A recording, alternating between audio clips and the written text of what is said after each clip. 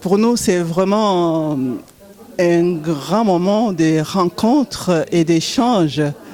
Je dois vraiment remercier l'association CIFEL, Citadelle des femmes sans limites, c'est l'équipe qui a pris l'initiative de nous inviter, et surtout remercier cette association pour sa flexibilité, parce que la conférence était programmée à un moment où nous ne pouvions pas être là. Et aujourd'hui, c'est la fin de la campagne par rapport à l'élimination de toutes les violences faites aux femmes. Et ça tombe très bien pour clôturer cette campagne. En fait, c'est chaque jour qu'il faut lutter contre les violences faites donc à la femme. Et aujourd'hui, je vois que l'après-midi d'un mercredi rassemblait un tel public pour échanger sur cette question de l'égalité de genre, pour l'élimination des violences faites aux femmes. Je dois vous dire que je suis profondément satisfaite et surtout de la qualité du débat. La parole a été prise, mais les questions qui ont été posées et par les hommes et par les femmes nous ont permis de prendre conscience qu'il s'agit d'une cause commune, et nous devons ensemble, hommes et femmes, lutter contre ces fléaux et surtout dépister à temps les signes indicateurs de la violence. Parce qu'on a dit que derrière les violents, il y a une personne humaine.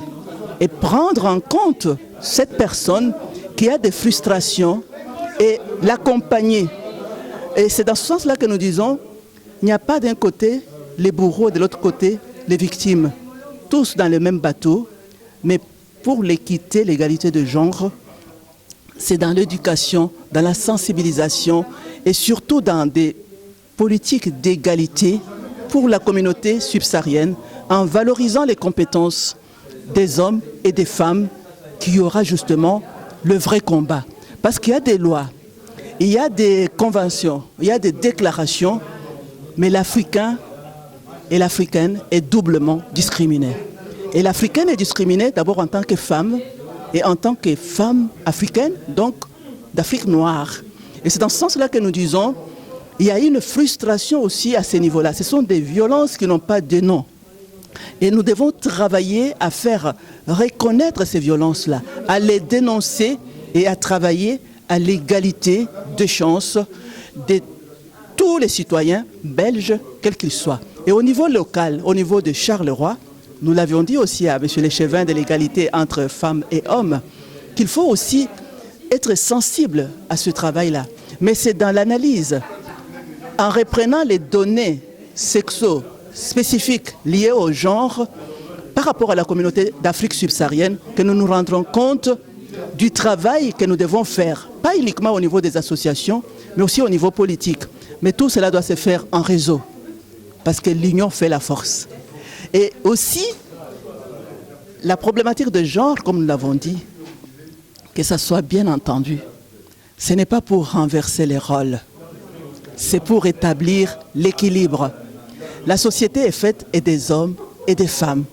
Et donc, cette société qui est la nôtre doit se construire de par l'union des forces et des hommes et des femmes. Et c'est dans ce sens-là que les questions qui ont été posées m'ont permis de préciser les éléments, mais c'était aussi des compléments d'information. J'ai beaucoup apprécié cette intervention de notre public interculturel, intergénérationnel, et surtout le débat qui s'est passé sous forme de la palabre.